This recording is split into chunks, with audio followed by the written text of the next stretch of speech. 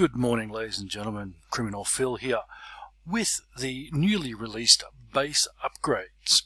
Now, I have done a few of the sums and mixed and matched and worked out exactly what you need to do, when you need to do it, and why you need to do it.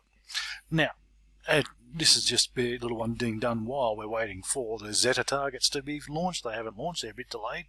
So hopefully by the time you're watching this, you'll be full on cracking them when they launch, but they haven't launched just yet. Now, what I was planning to show you, we have these current the bridge. Now, everything virtually stems from the bridge. Now, people are going to say, "Oh, we get nothing out of it," but you do. You get an extra hanger slot, which gives you 4 hangers. You get an extra weapon slot, so you get 4 weapons on it, and you get an extra shield slot, as well as increased health and mass. So you get an increasing of all your defensibility for it. This upgrade is basically defense orientated, but I think there's a hidden agenda in behind it, which I'll explain a little bit later on. So me personally, I've already started my bridge upgrade. And this is going to take, normally for a normal VIP 0 person, it's about 15 days.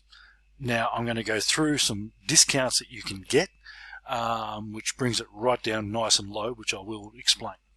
Now, for me personally, the worst upgrade, which is really going to affect the operations of your base, is the Fleet Bay, sorry, not the Fleet Bay, the Ship Bay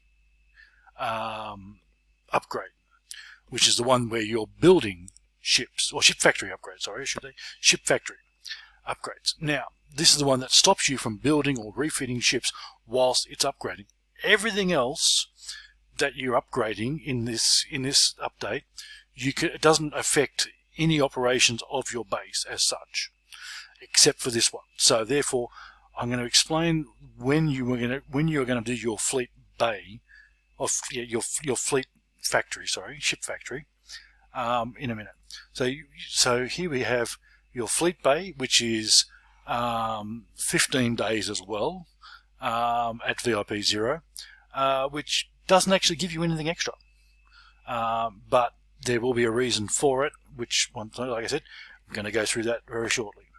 Your combat modules. See, the other thing that the bridge gives you, sorry, is 2 extra modules, so you can now have 20 modules, which for those who like to use a nice particular pattern, it fills in a few gaps just nicely. So you get increased health and mass, so therefore you can fit more weapons on there, but it also gives you a new shield slot as well if you want to put more shielding on there.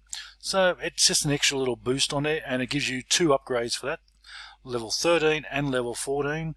So you get an extra armor slot for in the extra defense, 2 times defense. Oh, sorry, defense is actually shield, so you actually get an extra shield slot at module 14, and that's pretty much about it. Once again, it's a bit of a mixed bag one. They're only 4 days, 4.5 days, and 5 days to do those ones, but you do need to do them 20 times. So it does 4 days times 20, that's 80 days. 5 days times 20, that's 100 days. So there is some time to do all this sort of stuff. Your ship factory, this is the one that is the one that you're really going to want to need to do eventually, but you have to pick your timing right. And I'm basing everything that I'm doing from what's happening as of right now for when I'm going to do stuff in the next month. Now, because this one here, it's increased mass, it gives you another resistor slot, so it gives you a resistor slot, so we've all got plenty of resistors floating around, so you can upgrade that. And apart from that, it doesn't really give you that much more. You've got 4 armor slots, you've got 5 armor slots, shield slots, and a resistor slot, so yeah, and then you've got your hanger modules. Once again, you can get increased health slot, increased health, and I think it actually gives you another hanger slot as well. Gives you another squadron slot, I should say, or wing slot. But once again, these are 11-day upgrades as well at VIP 0. So once again, it's a costly one, and you've got 6 of them, so that's 66 days plus change. Storage modules, at this stage, you're not getting any extra storage out of them. All you're getting is health, increased mass, increased health, so it takes longer to kill stuff, new armor slot, new shield slots, new resistor slot, which is, everyone's going to have plenty of resistors because we've been stockpiling them for the last 12 months. So I know personally me, I've got plenty of them, so everyone will need them. Now, here is a little chart that I'd done up, which shows all the upgrades, shows what is the VIP 0 upgrade times, which I then converted into hours so I can work this spreadsheet. Now, working on Bridge 9, which is basically 15 days. So I rounded it to 360 hours. Now, you get 10% for your Alliance helpers. That drops it down to 324 hours, which is really, you save a day, you'd save about a day and a half. So you save about 36 hours. We save 36 hours, so it's a day and a half. Now, if you did the riot, the first riot, you saved 48 hours. So that takes it down to 276 hours. So that takes it down from being a 15-day upgrade to being an 11.5 day upgrade. Once again, that's a good saving. Now, if you happen to have 480 blood amber in your account, which most of us should have at least double that for stockpile because we haven't been using it, so you can actually get, using the one days of the black market tokens at 480, you can save about 60 hours. So that drops it down to 9 days of upgrade. So you've still got 9 days, so that rolls you into a second module riot. So therefore you're going to save another 48 hours, another 2 days. So that drops you down to a 7-day upgrade, from what is essentially a 15-day upgrade. I know this is all numbers and jargons and carrying on, but that means you can get 15 days down to 7 days. You're saving nearly 50%. Now it works on this. There's only probably 3 items that you're really going to use the second riot in the one upgrade. That is your Bridge 9, and that is your Fleet Base 17, and probably your hangars as well, because they're 11 days. So that carries you over for the riots. Okay, the rest of them you're probably going to miss out on using the second riots to a certain extent.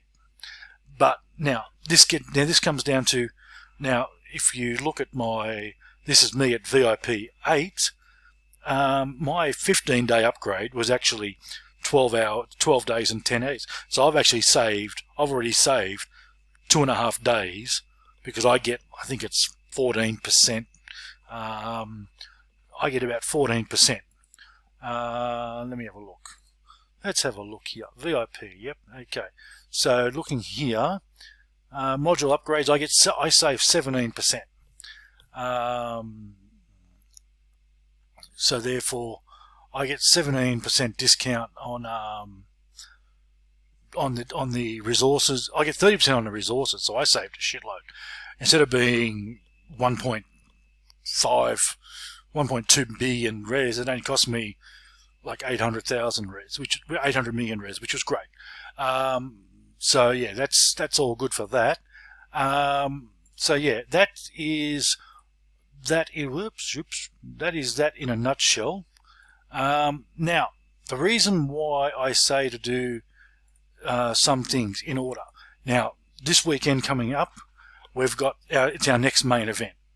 So therefore, you're going to get a new ship. So therefore, you're going to be doing your bridge. So therefore, that's that week gone. Okay, but where am I? Where is it? Yeah, here we go. So the bridge 9's being done now. Theoretically, when the weekend that I want to do my ship factory is the week of the Alliance War, or that weekend, because one, you don't really need to build any ships for the Alliance War. In week 1 of the event, you're going to be building 6 of the new ships. The decimation, or mobilization I should say, you're going to be crafting and refitting the Marks 2 to 4. So therefore you're not going to want to ditch your ship factory at that time. Then you've got the week 3, which is the decimation, which you're going to want to be refitting after you've crafted the Mark 5 and 6. And that leads you into the mobilization, or the 8 Alliance War weekend, which is, you can afford to bypass a lot of it, because don't forget, if you started on the day before the main event when you've got the module riot, you're going to be saving. You're going to be down to you're going to be down to 6.3 days. Then if you happen to have you're going to get tokens out of the Alliance War, so you can use tokens in the black market. So you're going to be really you're probably only going to be down for 4 days, and your tokens also, your refit tokens will last that long if you time everything right in your Alliance War. So therefore, that's when I'd be planning on doing that. Between now and the Alliance War, I would be concentrating on building your 19th and 20th combat module. Just get them up. Don't worry about refit. Don't worry about refitting them. Just get them built up as quick as you can. Do upgrades, especially with the shorter ones. Do little upgrades throughout the day, and try to get it to a point where you've got a long upgrade for overnight. You want to try to have as much of your upgrading done 24/7.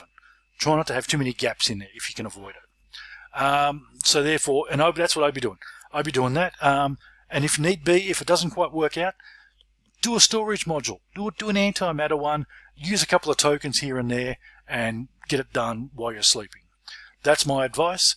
I would be doing bridge, then probably fleet bay straight after it, because you can still repair ships while you're upgrading the fleet bay, and then mix and match a little bit here and there between combat modules until you get to near the Alliance War.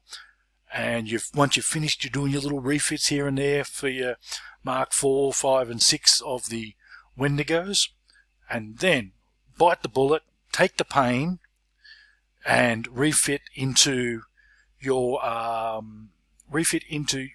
upgrade your factory, because you are going to need all these upgrades, fleet bay, factory, bridge.